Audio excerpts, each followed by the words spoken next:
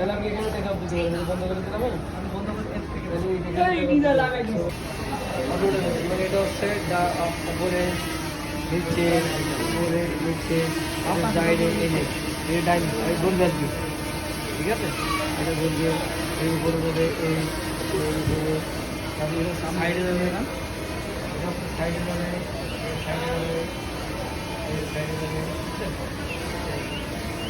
উপরে